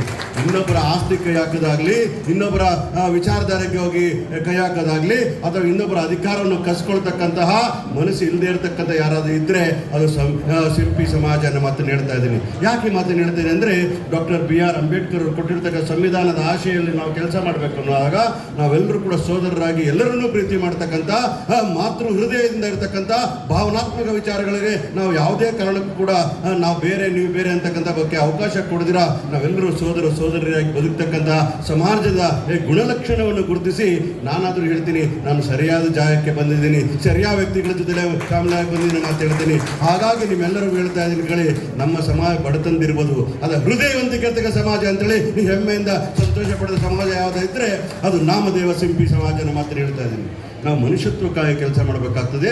ಜಾತಿಗಳು ಯಾವುದಾದರೂ, ಧರ್ಮಗಳು ಯಾವುದಾದ್ರೂ ಆಗ್ಬೋದು, ನಾವು ಮನುಷ್ಯತ್ವನ ಪಡೆದು ಪಂಡರೀಪುರದಲ್ಲಿರ್ತಕ್ಕಂಥ ನಮ್ಮ ಪಾಂಡುರಂಗ ಅವರ ಕೀರ್ತನೆಗಳು ಯೋಚನೆ ಮಾಡಿದಾಗ ನಾವು ಮನುಷ್ಯತ್ವನ ಮೈಗೂಡಿಸ್ಕೊಳ್ತಕ್ಕಂಥ ಕೆಲಸ ಮಾಡಬೇಕಾಗ್ತದೆ. ಅವರ ಆರಾಧಕರಾಗಿರ್ತಕ್ಕಂಥ ನಾವೆಲ್ಲರೂ ಕೂಡ, ಅವರ ಭಕ್ತಾದಿಗಳಾಗಿರ್ತಕ್ಕಂಥ ನಾವೆಲ್ಲರೂ ಕೂಡ ಮನುಷ್ಯತ್ವನ ಪ್ರತಿಪಾದನೆ ಮಾಡತಕ್ಕಂಥ, ಇನ್ನೊಬ್ಬರಿಗೋಸ್ಕರ ಬದುಕ್ತಕ್ಕಂಥ ಕೆಲಸ ಮಾಡಿದ ಸಮಾಜ ಇದ್ದರೆ ಅದು ಸಿಂಪಿ ಸಮಾಜ ಅನ್ನೋ ಮಾತನ್ನು ಹೇಳಲಿಕ್ಕೆ ಬಯಸ್ತಾ ಇದ್ದಾರೆ. ಆದರೆ ದುರಾದೃಷ್ಟವಶಾತ್ ಏನಂದರೆ, ಕರ್ನಾಟಕ ರಾಜ್ಯದಲ್ಲಿ ಅವರೊಂದು 5-6 ಲಕ್ಷ ಜನ ಇರ್ತಕ್ಕಂಥ ಮಾಹಿತಿ ನಾನು ಕೇಳಿದ್ದೀನಿ. ಆದರೆ ಅಂಕಿಅಂಶಗಳೆಲ್ಲ ಒಂದು ನೋಡಿದಾಗ ಅದು ಸರಿಯಾಗಿ ಗಣನೆಗೆ ಬರದೇ ಇರತಕ್ಕಂಥ ನೋಡ್ತಕ್ಕಂಥ ವಿಚಾರ ಇರ್ಬೋದು. ದೇ ಹ್ಯಾವ್ ಆಲ್ರೆಡಿ ಕೊಟ್ಟೆಡ್ ಇನ್ ಸರ್ವೆಗಳಲ್ಲಿ ನೋಡಿದಾಗ ಕಡಿಮೆ ಹೇಳಿದ್ದಾರೆ ಅಂತ ವಿಚಾರನ ಹೇಳ್ತಾರೆ. ಹಾಗಾಗಿ ನಾನು ಮನವಿ ಮಾಡತಕ್ಕಂಥ ನೀವೆಲ್ಲದ ನಿಮ್ಮ ಸಮುದಾಯದ ಅಧ್ಯಕ್ಷರಿಗೆ ಮತ್ತು ಪದಾಧಿಕಾರಿಗಳಿಗೆ ಹೇಳೋದೆಂದರೆ, ನೀವು ಕೂಡಲೇ ನಿಮ್ಮ ಸಮುದಾಯ ಎಷ್ಟಿದೆ ಅಂತಕ್ಕಂಥ ವಿಚಾರಗಳು ತಿಳ್ಕೊಂಡು ರಾಜ್ಯದ ಮುಖ್ಯಮಂತ್ರಿಗಳಿಗೆ ಮತ್ತು ಹಿಂದುಳಿದ ಆಯೋಗದ ಅಧ್ಯಕ್ಷರಾಗಿರ್ತಕ್ಕಂತಹ ಯಾರಿರ್ತಾರೋ ಅವರಿಗೆ ಹೋಗಿ ಮನವಿ ಕೊಡ್ತಕ್ಕಂಥ ಕೆಲಸವನ್ನು ಕೂಡಲೇ ಮಾಡ್ತಕ್ಕಂಥ ಕೆಲಸವನ್ನು ಮಾಡಬೇಕಾಗ್ತದೆ. ನಮ್ಮ ಸಮುದಾಯದ ವಿಚಾರಗಳು ಬಂದಾಗ ಅಂಕಿಅಂಶಗಳು ಸರಿ ಇರಬೇಕಾಗ್ತದೆ. ಮತ್ತು ಮೀಸಲಾತಿಯ ವರ್ಗೀಕರಣ ಮಾಡಿದ ಸಂದರ್ಭದಲ್ಲಿ ನಮಗೆ ಸಿಕ್ಕಬೇಕಾದ ಸಾಮಾಜಿಕ ನ್ಯಾಯ ಪ್ರತಿಪಾದನೆ ಮಾಡ್ತಕ್ಕಂಥ ಕೆಲಸವನ್ನು ಮಾಡಬೇಕು ಅನ್ನೋ ಮನವಿನ ನಾನು ಮಾಡ್ತಾ ಇದ್ದೇನೆ. ಅದು ನಾನು ಕೂಡ ಇದರಲ್ಲಿ ಕೈ ಜೋಡಿಸಲಿಕ್ಕೆ ತಯಾರಿದ್ದೇನೆ ಅನ್ನೋ ಮಾತನ್ನು ಹೇಳಲಿಕ್ಕೆ ಬಯಸ್ತಾ ಇದ್ದೇನೆ. ಯಾಕಂದರೆ ನನಗೋಸ್ಕರ ಮೀಸಲಾತಿ ಬೇಕಾಗಿಲ್ಲ, ನಿಮಗೋಸ್ಕರ ಮೀಸಲಾತಿ ಬೇಕಿಲ್ಲ, ಮುಂದಿನ ಪೀಳಿಗೆಗೋಸ್ಕರ ಮೀಸಲಾತಿಗೋಸ್ಕರ ಹೋರಾಟ ಮಾಡ್ತಕ್ಕಂಥದ್ದು ನಿಮ್ಮ ಆದ್ಯ ಕರ್ತವ್ಯ ಆಗಬೇಕು ಅನ್ನೋ ಮಾತನ್ನು ಹೇಳ್ತಾ ಇದ್ದೀನಿ. ಯಾಕಂದರೆ ಅತಿ ಹಿಂದುಳಿದ ವರ್ಗಗಳಲ್ಲಿ ಒಂದಾಗಿರ್ತಕ್ಕಂತಹ ಸಿಂಪಿ ಸಮಾಜ ಅಂತಕ್ಕಂಥದ್ದು, ನಾಮದೇವ ಸಿಂಪಿ ಸಮಾಜ ಅಂತಕ್ಕಂಥದ್ದು ಬಹಳ ಕಷ್ಟದಲ್ಲಿರ್ತಕ್ಕಂಥ ಒಂದು ಸಮಾಜ ಅಂತಕ್ಕಂಥದ್ದು ನಾನು ಅರ್ಥ ಮಾಡ್ಕೊಂಡಿರ್ತಕ್ಕಂಥ ವಿಚಾರ. ಪ್ರಕಾಶ್ ಅವರು ಕೂಡ ವಿಚಾರಗಳನ್ನು ಹೇಳ್ತಾ ಇದ್ರು. ಅವರು ಹೊಲಿಗೆ ಮತ್ತು ಬಟ್ಟೆ ಹೊಲಿಯುವಂಥ ಕೆಲಸ ಮಾಡ್ತಾ ಇದ್ರು ಕೂಡ ಅವರು ಬಹಳ ಸ್ವಾಭಿಮಾನಿಗಳಿಗೆ ಬದುಕ್ತಕ್ಕಂಥ ಒಂದು ಸಮುದಾಯ ಆಗಿರ್ತಕ್ಕಂಥದ್ದು. ಆ ಸ್ವಾಭಿಮಾನದಾಗ ಅವ್ರು ಯಾರನ್ನು ಕೂಡ ಕೇಳದೇ ಇರತಕ್ಕಂಥ ಒಂದು ಸಮುದಾಯ. ಅದಕ್ಕೋಸ್ಕರ ನಾವು ಸುಮ್ಮನೆ ಇದ್ದಿದ್ದೆ ಆದರೆ ಮುಂದಿನ ಪೀಳಿಗೆಗೆ ತೊಂದರೆ ಆಗ್ತಕ್ಕಂಥ ಕೆಲಸಗಳಾಗ್ತದೆ ಅನ್ನೋ ಮಾತು ಹೇಳ್ತೀನಿ. ಸಾಮಾಜಿಕವಾಗಿ, ಶೈಕ್ಷಣಿಕವಾಗಿ, ಆರ್ಥಿಕವಾಗಿ ಮತ್ತು ವೈಜ್ಞಾನಿಕವಾಗಿ, ವೈಚಾರಿಕವಾಗಿರ್ತಕ್ಕಂಥ ಜೀವನವನ್ನು ಕಟ್ಟಿಕೊಳ್ತಕ್ಕಂಥದ್ದು, ಮಹಿಳೆಯರಿಗೆ ಗೌರವ ಕೊಡ್ತಕ್ಕಂತಹ ಸಮಾಜದಲ್ಲಿ ನಾವು ಬದುಕಬೇಕು ಅನ್ನೋದಾದರೆ ನಾವು ನಮ್ಮ ಹಕ್ಕನ್ನು ಪ್ರತಿಪಾದನೆ ಮಾಡಬೇಕಾಗ್ತದೆ. ಮತ್ತು ಈ ಮುಂದಿನ ಪೀಳಿಗೆಗೋಸ್ಕರ ನಾವೆಲ್ಲರೂ ಒಗ್ಗಟ್ಟಾಗಿ ಕೆಲಸ ಮಾಡಬೇಕಾಗಿದೆ. ಆ ಮಾತನ್ನು ಕೋಳಿವಾಡ ಅವರು ಹೇಳಿದ್ದು ಸೂಕ್ಷ್ಮವಾಗಿ ಅಂತ ನಾನು ಅರ್ಥ ಮಾಡ್ಕೋಬೇಕಂತ ಹೇಳ್ತೀನಿ. ಎಲ್ಲ ಸಮಾಜದಲ್ಲಿ, ಎಲ್ಲ ಕುಟುಂಬದಲ್ಲಿ 1-2 ಭಿನ್ನಾಭಿಪ್ರಾಯಗಳು ಇರ್ಬೋದು. ಆ ಭಿನ್ನಾಭಿಪ್ರಾಯಗಳ ಬದಿಗೊತ್ತಿ ಮುಂದಿನ ಪೀಳಿಗೆಗೋಸ್ಕರ ನಾವೇನಾದರೂ ಮಾಡಬೇಕು ಅಂದಾಗ ನಾವು ಒಗ್ಗಟ್ಟಾಗಿ ಹೋರಾಟ ಮಾಡ್ತಕ್ಕಂಥ ಕೆಲಸವನ್ನು ಮಾಡಬೇಕು ಅನ್ನೋ ವಿಚಾರನ ಹೇಳ್ತೀನಿ. ಶೈಕ್ಷಣಿಕವಾಗಿ ಸಹಾಯ ಮಾಡಲಿಕ್ಕೋಸ್ಕರ ಈಸಿಯಾದ ವಿಚಾರ ಅಲ್ಲ. ಮೀಸಲಾತಿ ಪಡ್ಕೋಬೇಕಂದ್ರೆ ನಮ್ಮ CC ಪಾಟೀಲ್ ಗೊತ್ತಿದೆ, ಸಮಾಜಗಳು ಕಿಲೋಮೀಟರ್ಗಳೇ ಪಾದಯಾತ್ರೆಗಳು ಮಾಡ್ತಾರೆ ಒಂದು ವರ್ಗದಿಂದ ಇನ್ನೊಂದು ವರ್ಗಕ್ಕೆ ಚೇಂಜ್ ಆಗಬೇಕು ಅಂತಂದರೆ. ಎಷ್ಟು ಗೊತ್ತರು ನಮ್ಗೆ ಯಾರೋ ಮೀಸಲಾತಿ ಕೊಡಲಿಕ್ಕೆ ಸಾಧ್ಯ ಆಗಲ್ಲ. ನಾವು ಹೋರಾಟದ ಮನೋಭಾವನ ಬೆಳೆಸ್ಕೋಬೇಕಾಗ್ತದೆ, ಸಂಘಟನೆ ಮನೋಭಾವನ ಬೆಳೆಸ್ಕೋಬೇಕಾಗ್ತದೆ, ಪಾರದರ್ಶಕದ ಆಡಳಿತವನ್ನು ನಾವು ನಡೆಸ್ತಕ್ಕಂಥ ಆಗಬೇಕಾಗ್ತದೆ. ವಿಧಾನಸಭೆಗಳಲ್ಲಿ, ಪಾರ್ಲಿಮೆಂಟ್ಗಳಲ್ಲಿ, ವಿಧಾನ ಪರಿಷತ್ನಲ್ಲಿ ನಮ್ಮ ಸಮುದಾಯದ ನೇತಾರರನ್ನ ಗೆಲ್ಸ್ಕೊಬರ್ತಕ್ಕಂಥ ಕೆಪಾಸಿಟಿ ಇರಬೇಕಾಗ್ತದೆ. ಆ ಲೀಡರ್ಶಿಪ್ ಬಿಲ್ಡಿಂಗ್ ಮಾಡ್ತಕ್ಕಂಥ ಕೆಲಸವನ್ನು ಮಾಡಬೇಕಾಗ್ತದೆ. ನಾಯಕತ್ವ ಗುಣಗಳು ಇವತ್ತು CC ಪಾಟೀಲ್ 4 ಬಾರಿ 5 ಬಾರಿ 6 ಬಾರಿ ಗೆದ್ದು ಬರ್ತಾರೆ ಅಂತಂದರೆ ಅವರ ಒಡನಾಟ ಜನಗಳಲ್ಲಿ ಒಡನಾಟವೇ ಕಾರಣ ಹೊರತು ಅವ್ರ ಜಾತಿ ಕಾರಣ ಆಗೋದಕ್ಕೆ ಸಾಧ್ಯವೇ ಇಲ್ಲ ಅಂತ ಹೇಳ್ತೀನಿ. ಆ ರೀತಿ ಇರ್ತಕ್ಕಂಥ ಯುವಕರನ್ನ ತಯಾರು ಮಾಡ್ತಾ ಕೆಲಸಗಳನ್ನು ಮಾಡಬೇಕಾಗ್ತದೆ. ಮುಂಬರ್ತಕ್ಕಂಥ ಕಾರ್ಪೊರೇಷನ್ ಚುನಾವಣೆಗಳಿರ್ಬೋದು, ಅಥವಾ ತಾಲೂಕು ಪಂಚಾಯತ್ ಚುನಾವಣೆಗಳಿರ್ಬೋದು, ಅಥವಾ ಜಿಲ್ಲಾ ಪಂಚಾಯತ್ ಚುನಾವಣೆ ಇರ್ಬೋದು, ನಮ್ಮ ಸಮುದಾಯವರಿಗೆ ಟಿಕೆಟ್ ಕೊಡ್ತಕ್ಕಂಥ ಕೆಲಸವನ್ನು ನಾವು ಮಾಡಬೇಕಾಗ್ತದೆ. ನಮ್ಮ ಕಾಂಗ್ರೆಸ್ ಪಕ್ಷದಲ್ಲಿ ಯಾರಾದರೂ ಕೂಡ ಆ ರೀತಿ ನಾಯಕತ್ವವನ್ನು ಬೆಳೆಸ್ಕೊಂಡಿದ್ದಾದರೆ ಸಂಪೂರ್ಣ ಸಹಕಾರ ಕೊಡಲಿಕ್ಕೆ ನಾನು ತಯಾರಿದ್ದೇನೆ. ಅದನ್ನು ಹೋಗಿ ನಾಯಕರುಗಳ ಗಮನಕ್ಕೆ ತರಲಿಕ್ಕೆ ನಾನು ತಯಾರಿದ್ದೇನೆ ಅಂತ ಮಾತನಾಡ್ತಾ ಇದ್ದೀನಿ. ಮುಂದಿನ ದಿನಗಳಲ್ಲಿ ಮಹಿಳೆಯರಿಗೆ 33% ಬರ್ತಕ್ಕಂಥ ಸಂದರ್ಭ ಬಹಳ ದೂರ ಇಲ್ಲ. 2029ಗೆ ಮಹಿಳೆಯರಿಗೆ 33% ಪಾರ್ಲಿಮೆಂಟಲ್ಲಿ, ಅಸೆಂಬ್ಲಿಗಳಲ್ಲಿ ಬರ್ತಕ್ಕಂಥ ಸಂದರ್ಭದಲ್ಲಿ ನೀವು ನಾಯಕತ್ವ ಗುಣವನ್ನು ಬೆಳೆಸ್ಕೋಬೇಕಾಗ್ತದೆ. You should be ready to contest the elections ಮಾತಾಡ್ತೀನಿ. ಯಾಕಂದ್ರೆ political power is the key to open all the doors ಅಂತ ಮಾತು ಹೇಳ್ತಾ ಇದ್ದೀನಿ. ಅದು ಮಾಸ್ಟರ್ ಕೀ ಇದ್ದಂಗೆ. ಪೊಲಿಟಿಕಲ್ ಪವರ್ನ ದುರಾಡಳಿತ ಮಾಡ್ತಕ್ಕಂಥ ವಿಚಾರ ಬೇಕಾಗ್ತದೆ. ಸರಿಯಾದ ರೀತಿ ಅರ್ಥ ಮಾಡ್ಕೊಂಡಿದ್ದೆ ಆದರೆ ನೀವು ಸಮಾಜಮುಖಿಯಾಗಿ ಕೆಲಸ ಮಾಡಲಿಕ್ಕೆ political power is the most important matter ಅನ್ನೋ ಮಾತನ್ನು ಹೇಳ್ತೀನಿ. ಆ ಕಾರಣಕ್ಕೋಸ್ಕರ ಹೇಳ್ತೀನಿ, ಸುರೇಶ್ ಅವರೇ, ಇಂಟ್ರೆಸ್ಟ್ನಲ್ಲಿ ಲೋನ್ ಕೊಡೋ ಕೆಲಸನ ಮಾಡಿಕೊಡ್ಬೇಕಾಗ್ತದೆ ಅಂತ ಹೇಳ್ತಾ ಇದ್ದೀನಿ. ಹಾಗಾಗಿ ನಾನು ಹೇಳ್ತಾ ಇರ್ತಕ್ಕಂಥ ಏನಂತಂದರೆ, ಇವರು ನೋಡಿ ಮರಾಠ ಬ್ಯಾಂಕ್ಗಳ ಜೊತೆಲಿ ಕಾಂಪಿಟೇಷನ್ ಮಾಡಿ ಈಗ ಲಾಭದಾಯಕವಾಗಿ ತಗೊಂಡು ಮಾಡ್ತೀವಿ ರೀ. ಹಾಗಾಗಿ ನಾನು ಹೇಳ್ತೀನಿ, MSc ಆಗಲಿ, MLA ಆಗಲಿ, MP ಆಗಲಿಕ್ಕೆ ಕಾರಣ ಹೆಂಗಾಗ್ತದೆ ಅಂತಂದರೆ ನೀವು ಸಂಘಟಿತರಾಗಬೇಕಾಗ್ತದೆ, ನಿಮ್ಮ ಶಕ್ತಿಯನ್ನು ಪ್ರದರ್ಶನ ಮಾಡಬೇಕಾಗ್ತದೆ. ನೀವು ಒಂದು ರೀತಿ ವೋಕಲ್ ಆಗಿರ್ತಕ್ಕಂಥ ಯೋಚನೆ ಮಾಡಿ. ಇವತ್ತು ನಾಗರಾಜ್ ಯಾದವ್ ಆದರೂ MLC ಆಗಿರಬೇಕಾದ್ರೆ ನಾನು ಖಂಡಿತವಾಗ್ಲೂ ಕೂಡ ಶೋಷಿತ ವರ್ಗಗಳ ಪರ ಇರ್ತಕ್ಕಂಥದ್ದು ಮತ್ತು ಹಿಂದುಳಿದ ವರ್ಗಗಳ ಪರ ಇರ್ತಕ್ಕಂಥದ್ದು, ನನ್ನ ಭಾಷೆ, ನನ್ನ ದೇಶದ ವಿಚಾರ ಬಂದಾಗ ಮೊದಲನಾಗಿ ನಿಲ್ತಕ್ಕಂಥ ಕೆಲಸ ಮಾಡೋದಕ್ಕೋಸ್ಕರ ನನ್ನ ಗುರುತಿಸಿ ಇವತ್ತು ದಿವಸ ವಿಧಾನ ಪರಿಷತ್ ಅಧಿಕಾರಕ್ಕೆ ಮಾಡಿರ್ತಕ್ಕಂಥ ವಿಚಾರಗಳಿರ್ಬೋದು. ನಾನು ಪ್ರತಿದಿನ ಟಿವಿಗಳಲ್ಲಿ ನೋಡ್ತಾ ಇರ್ಬೋದು. ನಾನು ಸುಮಾರು 6,000 ಡಿಬೇಟ್ಗಳನ್ನು ಮಾಡಿರ್ತೀನಿ. ಹಲವಾರು ಬಾರಿ CC ಪಾಟೀಲ್ ಅವರ ಪಾರ್ಟಿಗೂ ನನಗೂ ಬಹಳ ಗಲಾಟೆ ಆಗಿರ್ತದೆ. ಆದರೆ ವಿಶ್ವಾಸಕ್ಕಂತೂ ಎಂದೂ ಧಕ್ಕೆ ಬರ್ತಕ್ಕ ವಿಚಾರ ಇಲ್ಲ. ಎಲ್ಲರನ್ನೂ ಪ್ರೀತಿಯಿಂದ ನೋಡ್ತಕ್ಕಂಥ ಔದಾರ್ಯವನ್ನು ಬೆಳೆಸ್ಕೋಬೇಕಾಗ್ತದೆ. What I am trying to tell you people are that you should have the leadership quality with you. ನಾಯಕತ್ವ ಗುಣವನ್ನು ಬೆಳೆಸ್ತಕ್ಕಂಥದ್ದು, ಯುವಕರ ನಾಯಕತ್ವ ಗುಣ ಇದ್ದಿದ್ದೇ ಆದರೆ ಅವರು ಶಿಕ್ಷಿತರಾಗಿದ್ದರೆ, ಅವರು ಬುದ್ಧಿವಂತರಾಗಿದ್ದರೆ, ಸಂಘಟನಾ ಚತುರರಾಗಿದ್ದರೆ ಅವರ ಬೆಳೆಸ್ತಕ್ಕಂಥ ಕೆಲಸವನ್ನು ನೀವು ಮಾಡಬೇಕಾಗ್ತದೆ ಅನ್ನೋ ಮಾತು ಹೇಳ್ತೀನಿ. ಅದು ಕಾರ್ಪೊರೇಷನ್ ಇರ್ಬೋದು, ಅಸೆಂಬ್ಲಿ ಇರ್ಬೋದು, ಇನ್ಯಾವುದೇ ಚುನಾವಣೆಗಳಾದರೂ ಕೂಡ ನಿಲ್ಲಿಸಿ ನೀವು ಅವ್ರಿಗೆ ಸಹಾಯ ಪಡ್ಕೊಳ್ತಕ್ಕಂಥ, ಬೇರೆ ಸಮುದಾಯಗಳ ಸಹಾಯ ಪಡ್ಕೊಳ್ತಕ್ಕಂಥ ಔದಾರ್ಯವನ್ನು ಬೆಳೆಸ್ಕೋಬೇಕಾಗ್ತದೆ. ಯಾವುದೇ ಒಂದು ಸಮುದಾಯದಿಂದ ಯಾರು ಗೆಲ್ಲಲಿಕ್ಕೆ, CC ಪಾಟೀಲ್ ಕೇವಲ ಲಿಂಗಾಯತದಿಂದ ಗೆಲ್ಲಲಿಕ್ಕೆ ಸಾಧ್ಯವೇ ಆಗೋದಿಲ್ಲ. ಎಲ್ಲ ಸಮುದಾಯಗಳ ಆಶೀರ್ವಾದ ಇದ್ದರೆ ಮಾತ್ರ ಅವರು ಶಾಸ್ತ್ರ ಸಾಧ್ಯ ಆಗ್ತದೆ. ಹಾಗಾಗಿ ನಮ್ಮ ಅವಶ್ಯಕತೆ ಅವ್ರಿಗಿರ್ತದೆ, ಅವರ ಅವಶ್ಯಕತೆ ನಮಗಿರೋದ್ರಿಂದ ನಾವು ಎಲ್ಲರನ್ನೂ ಪ್ರೀತಿಯಿಂದ ಕಾಣ್ತಕ್ಕಂಥ, ಎಲ್ಲ ಸಮುದಾಯಗಳಲ್ಲಿ ನಮ್ಮ ಸಮುದಾಯನ ಬೆರೆಸಿ ಬದುಕ್ತಕ್ಕಂಥ ವಿಚಾರದಲ್ಲಿ ನಮ್ಮದೇ ಅಂತ ಐಡೆಂಟಿಟಿನ ಕಾಪಾಡಿಕೊಳ್ತಕ್ಕಂಥ ರೀತಿಯಲ್ಲಿ ನಾವು ಕೆಲಸ ಮಾಡ್ತಕ್ಕಂಥದ್ದು ಬಹಳ ದೊಡ್ಡ ಕೆಲಸ ಅಂತ ಮಾತನ್ನು ಹೇಳ್ತಾ ಇದ್ದೀನಿ. ಇದಕ್ಕೆ 75 ಲಕ್ಷ ರೂಪಾಯಿಗಳನ್ನ ಕೊಟ್ಟಿರ್ತಕ್ಕಂಥ ನನ್ನ ಗಮನದಲ್ಲಿ ಇರ್ತಕ್ಕಂಥ ನೋಡಿದ್ದೀನಿ. ಒಂದು ಬಾರಿ 50 ಲಕ್ಷ ಕೊಟ್ಟಿರ್ತಕ್ಕಂಥ, ಇನ್ನೊಂದು ಬಾರಿ 25 ಲಕ್ಷ ಕೊಟ್ಟಿರ್ತಕ್ಕಂಥದ್ದು. ಆದರೆ ಈ ಸಮುದಾಯ ಕಟ್ಟಲಿಕ್ಕೆ ಸುಮಾರು 3.5 ಕೋಟಿ 4 ಕೋಟಿ ರೂಪಾಯಿ ಖರ್ಚು ಮಾಡಿರೋ ಸಂದರ್ಭದಲ್ಲಿ ನೀವು ಹೇಳಿದ ರೀತಿ ನೋಡಿದಾಗ ಹಣದ ಹೊಳೆ ಹೊರದಿದೆ ಅಂತಂದ್ರೆ ಸರ್ಕಾರ ದುಡ್ಡು ಕೊಡ್ಲಿಕ್ಕೆ ಸಾಧ್ಯವೇ ಇಲ್ಲ. ಹಾಗಾಗಿ ನಿಮ್ಗೆ ಹೇಳ್ತಾ ಇದ್ದೀನಿ, ಸಮುದಾಯ ಎಷ್ಟೇ ಕೊಟ್ಟರು ಕೂಡ ರಾಜ್ಯ ಸರ್ಕಾರದಿಂದ, ಕೇಂದ್ರ ಸರ್ಕಾರದಿಂದ, ನಾಯಕರುಗಳಿಂದ ನೀವು ಸಹಾಯ ಪಡ್ಕೋಬೇಕಾಗ್ತದೆ ಅನ್ನೋ ಮಾತು ಹೇಳ್ತೀನಿ. ಯಾಕಂದ್ರೆ ಇದು ಸಮುದಾಯದ ಕೆಲಸ ಹೊತ್ತು ಯಾವ ಮನೆಯ ಕೆಲಸನೂ ಅಲ್ಲ. ಎಲ್ಲ ರಾಜ್ಯ ಸರ್ಕಾರಗಳ ಆದ್ಯ ಕರ್ತವ್ಯ ಆಗ್ತದೆ. ಸಮುದಾಯಗಳ ಸಹಾಯ ಸಹಕಾರ ಕೊಡ್ತಕ್ಕಂಥ ಕೆಲಸ ಅದು ರಾಜ್ಯ ಸರ್ಕಾರದ ಆಗ್ತದೆ. ಆ ಕೆಲಸವನ್ನು ಸಿದ್ದರಾಮಯ್ಯವರು ಪ್ರಾಮಾಣಿಕವಾಗಿ ಮಾಡಿದ್ದಾರೆ. ಮತ್ತು ಇನ್ನೊಂದು ಕೂಡ ಹೇಳ್ಬೇಕಾದ್ರೆ, ಪ್ರಕಾಶ್ ಕೋಳಿವಾಡ್ ಅವರು ಅಧ್ಯಕ್ಷರು ಹೋದಾಗ ಮತ್ತೊಂದ್ಸಲ ಹೇಳಿದಾರಂತೆ 1 ಕೋಟಿ ರೂಪಾಯಿ ಕೊಡ್ತೀನಿ ಅನ್ನೋ ಮಾತನ್ನು ಹೇಳಿದ್ದಾರೆ. ನಾನು ಕೂಡ ನನ್ನ ಕಾಗದ ಬರೆದು ಅವರಿಗೆ ಹೇಳ್ತಕ್ಕಂಥ ಕೆಲಸವನ್ನು ಮಾಡ್ತೇನೆ. ತಾವು ಮಾತು ಕೊಟ್ಟಿದ್ರಿ, ಕಾರ್ಯಕ್ರಮ ಹೋಗಬೇಕಾಯ್ತು, ಹೋಗಲಿಲ್ಲ. ಆದರೆ ನೀವು ಆಶೀರ್ವಾದ ಮಾಡಬೇಕು ಆ ಸಮುದಾಯಕ್ಕೋಸ್ಕರ. ಕೇವಲ ಆರ್ಥಿಕ ಸಹಾಯ ಮಾತ್ರ ಅಲ್ಲ, ಶೈಕ್ಷಣಿಕವಾಗಿ ಹಾಸ್ಟೆಲ್ ಕಟ್ಕೊಳ್ಳೋಕ್ಕೋಸ್ಕರ ಮತ್ತು ವಿಲೇಜ್ಗಳಲ್ಲಿ ಮತ್ತು ತಾಲೂಕುಗಳಲ್ಲಿ ಅವ್ರಿಗೆ ಜಾಗ ಕೊಡ್ತಕ್ಕಂಥ ಕೆಲಸ ಮಾಡಿ ಅವರ ಸಂಘ ಸಂಸ್ಥೆಗಳನ್ನ ಕಟ್ಕೊಳ್ಳಿಕ್ಕೋಸ್ಕರ ಅವಕಾಶ ಮಾಡಿಕೊಡ್ತಕ್ಕಂಥದ್ದು ಮತ್ತು ಹಾಸ್ಟೆಲ್ಗಳನ್ನ ಕಟ್ಟಲಿಕ್ಕೆ ಕೂಡ ಜಾಗ ಕೊಡ್ತಕ್ಕಂಥ ಕೆಲಸವನ್ನು ರಾಜ್ಯ ಸರ್ಕಾರ ಮಾಡಬೇಕು ಅಂತಕ್ಕಂಥ ಆಗ್ರಹವನ್ನು ಕೂಡ ನಾನು ರಾಜ್ಯದ ಮುಖ್ಯಮಂತ್ರಿಗಳಲ್ಲಿ ಮಾಡ್ತೀನಿ ಅನ್ನೋಕೆ ಮಾತು ಹೇಳ್ತೀನಿ. ಅದರ ಜೊತೆಗೆ ಮುಂದಿನ ದಿನಗಳಲ್ಲಿ ಬರ್ತಕ್ಕಂತಹ ಲೋಕಲ್ ಬಾಡಿ ಎಲೆಕ್ಷನ್ಗಳಿರ್ಬೋದು, ತಾಲೂಕು ಪಂಚಾಯತ್ ಎಲೆಕ್ಷನ್ಗಳಿರ್ಬೋದು, ಕಾರ್ಪೊರೇಷನ್ ಎಲೆಕ್ಷನ್ ಕೂಡ ನೀವು ಸಂಘಟಿತರಾಗಿ ಒಂದು 4-5 ಕಡೆ ನಿಂತಿದ್ದೆ ಆದರೆ ಅದಕ್ಕೆ ಸಹಕಾರ ಮಾಡಲಿಕ್ಕೆ ನಾವು ಪಕ್ಷದಿಂದ ಎಲ್ಲ ಪ್ರಯತ್ನವನ್ನು ಕೂಡ ಮಾಡ್ತೇವೆ ಅನ್ನೋ ವಿಚಾರ ಹೇಳ್ತೀನಿ. ಮತ್ತು ಇನ್ನೊಂದು ಕಡೆ ಹೋದಾಗ ಅವ್ರ ಸುರೇಶ್ ಮಾತಾಡ್ತಾ ಹೇಳ್ತಾ ಇದ್ರು, his expectation was very big. That you should give some contribution ಅಂತ ಹೇಳಿದ್ರು. ನೀವು ಕೇಳದೇ ಇದ್ರು ಕೂಡ ಖಂಡಿತವಾಗ್ಲೂ ಕೂಡ ಮರಾಠ ಸಮುದಾಯದಲ್ಲಿರ್ತಕ್ಕಂತಹ ಸಿಂಪಿ ಸಮುದಾಯಕ್ಕೆ ಖಂಡಿತವಾಗ್ಲೂ ಕೂಡ ನನ್ನ ಕರ್ತವ್ಯ ಕೂಡ ಇದೆ ಅನ್ನೋ ಮಾತು ಹೇಳ್ತೀನಿ. ಯಾಕೆಂದರೆ ನನ್ನ ಧರ್ಮಪತ್ನಿ ಆಗಿರ್ತಾರೆ ಮರಾಠ ಸಮುದಾಯದಿಂದ ಬಂದಿದ್ರು ಕೂಡ ಅವರು ಎಲ್ಲ ಸಮುದಾಯನ ಒಟ್ಟಿಗೆ ತಗೊಂಡು ಹೋಗ್ತಕ್ಕಂತಹ ಬೆಳಗಾವಿಯಲ್ಲಿ ಸುಮಾರು 40 ಶಿಕ್ಷಣ ಸಂಸ್ಥೆಗಳನ್ನು ನಾನು ನಡೆಸ್ತಾ ಇಲ್ಲ, ನನ್ನ ಮಿಸಸ್ ನಡೆಸ್ತಾ ಇದ್ದಾರೆ ಅಂತ ಮಾತು ಹೇಳ್ತೀನಿ. ಯಾಕೆ ಈ ಮಾತನ್ನ ಹೇಳ್ತಾ ಇದ್ದೀನಿ ಅಂದರೆ, ಹೆಣ್ಣು ಮಕ್ಕಳಿಗೆ ಏನಾದರೂ ಕೆಲಸ ಕೊಟ್ಟರೆ ಚೆನ್ನಾಗಿ ಕೆಲಸ ಮಾಡ್ತಾ ಕೆಲಸವನ್ನು ನಾನು ನಮ್ಮ ಮನೆಯವ್ರು ನೋಡಿದ ವಿಚಾರ ಹೇಳ್ತೀನಿ. ಗಂಡಸರಿಗಿಂತ ಚೆನ್ನಾಗಿ ಕೆಲಸ ಮಾಡಿದ ಹೆಣ್ಣು ಮಕ್ಕಳನ್ನ ಮಾತು ಹೇಳ್ತಾ ಇದ್ದೀನಿ. ಈ ವಿಚಾರಕ್ಕೋಸ್ಕರ ಹೇಳ್ತೀನಿ, ಹೆಣ್ಣಿಗೆ ಅವಕಾಶ ಕೊಟ್ಟಾಗ, ಅಧಿಕಾರ ಕೊಟ್ಟಾಗ, ಹಣಕಾಸು ಕೊಟ್ಟಾಗ ಅದನ್ನ ಉಳಿಸಿ ಬೆಳೆಸ್ತಕ್ಕಂಥ ಕೆಲಸವನ್ನು ಹೆಣ್ಣು ಮಕ್ಕಳು ಮಾಡ್ತಾರೆ ಅಂತ ನಂಬಿಕೆ ಇರೋದ್ರಿಂದ ನಾನು ಹೆಣ್ಮಕ್ಳೇ ಸ್ಟ್ರಾಂಗ್.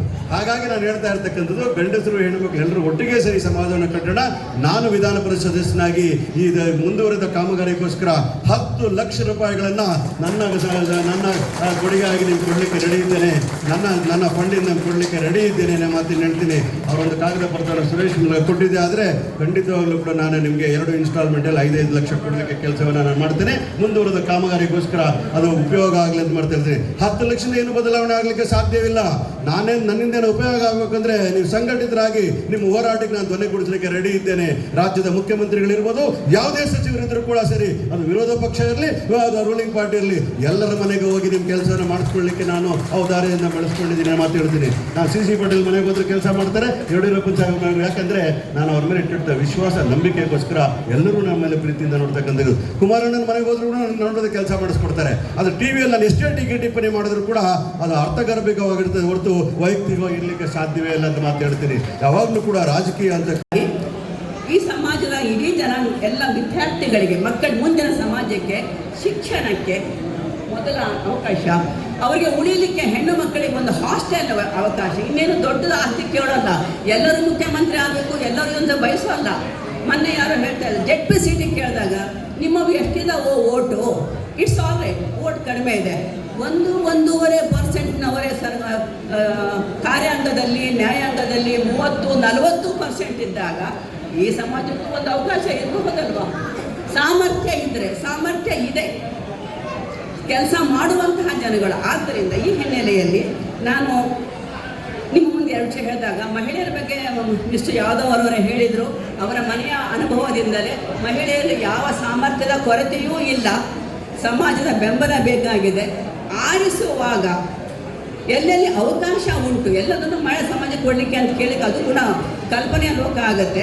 ಎಲ್ಲೆಲ್ಲಿ ಸಾಧ್ಯತೆ ಉಂಟು ಅಲ್ಲಲ್ಲಿ ಈ ಸಮಾಜದ ಸಮರ್ಥರನ್ನು ಗುರುತಿಸಿ ಮುಂದೆ ಬೆಳೆಸಿದರೆ ಕನಿಷ್ಠ ಈ ಸಮಾಜಕ್ಕೆ ಒಂದು ಆತ್ಮಸ್ಥೈರ್ಯ ಸಿಗುತ್ತೆ. ಆತ್ಮಸ್ಥೈರ್ಯ ಇದ್ದಾಗ ಮನುಷ್ಯ ಏನನ್ನೂ ಸಾಧಿಸಬಲ್ಲ. ಆತ್ಮಸ್ಥೈರ್ಯ ಇಲ್ಲದಿದ್ದಾಗ ಎಲ್ಲ ಕಡೆಗೂ ಭಯ, ಏನು ನಾವು ಸಣ್ಣವರಪ್ಪ, ಆಮೇಲೆ ಕಷಾಲ, ಚುಣ ಸಲ್ಲನೆ ಪೋಟ್ ಬರಲನೆ, ದುಡಿತಾ ಇರಿ 24 ಗಂಟೆ. ಯಾರೋ ಏನೋ ಅರ್ಹತೆ ಇಲ್ಲದವರು ಕೂತ್ಕೊಂಡು ಪ್ರಜಾಪ್ರಭುತ್ವದಲ್ಲಿ ಏನೇನೋ ಮಾಡ್ತಾ ಇದ್ದಾಗ ಅರ್ಹತೆ ಇರುವ ವ್ಯಕ್ತಿಗೆ ಒಂದು ಅವಕಾಶವನ್ನು ಕೇಳುವುದು ಮಾತ್ರ ಈ ಸಮಾಜದ ಒಗ್ಗಟ್ಟಿನ ಮಂತ್ರ ಆಗಬೇಕು ಅಂತ ಕೇಳ್ತಾ ನನಗೆ ಮಾತಾಡಲಿಕ್ಕೆ ಅವಕಾಶ ಕೊಡ ನಿಮ್ಮೆಲ್ಲರಿಗೂ ಧನ್ಯವಾದ. बहुत ज़रूरी था क्योंकि यहाँ पर नेक्स्ट प्रोग्राम जो हो जाएंगे उसमें विद्यार्थियों को रहने के लिए जगह मिल जाएगी, यहाँ पर कल्याण मंडप हो जाएगा और लक्ष्मी नारायण मतलब विट्ठल रुक्माई कल विराजमान हो गए और ये सब को देखकर इतना आनंद हो रहा है कि इसके लिए एक ही शब्द हमारे पास है, आजी सोनियाचा दिनू वर्षे अमृताचा घनू. आज का दिन स्वर्ण अक्षर में लिखना चाहिए, इतना पवित्र हो चुका है. और ये सभी अभी जो इतने जिन लोगों ने इनके बारे में बातचीत किया है, जो भी वचन दे दिया है, वो वचन नहीं, वो अमृत धारा है. वो अमृत धारा का वर्षा आज इस नामदेव भवन के ऊपर हो गया है.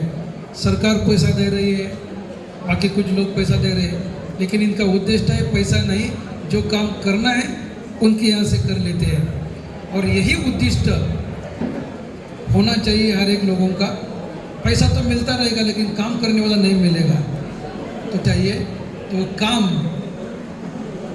नारायण जी के नेतृत्व में हमारा पूरा संपी समाज कर्नाटक स्टेट में बहुत बढ़िया कर रहा है. वे बेंगलोर के अध्यक्ष है शिंपी समाज के. हर एक जगह से कर्नाटक में जितने गांव हैं, जितने शिंपी लोग वहाँ पर हैं, वो सब आज इस कार्यक्रम में उपस्थित है. छोटे छोटे गांव, हाँ छोटे छोटे गांव से सब लोग आज बेंगलोर सिटी में आ गए हैं। क्यों? क्योंकि यहाँ पर हमारे नामदेव महाराज के नाम से भवन का उद्घाटन हो रहा है और लोकार्पण 16 हो रहा है।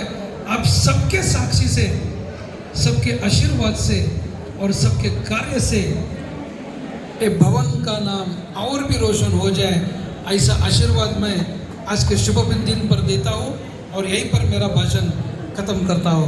बोलो श्री नामदेव महाराज।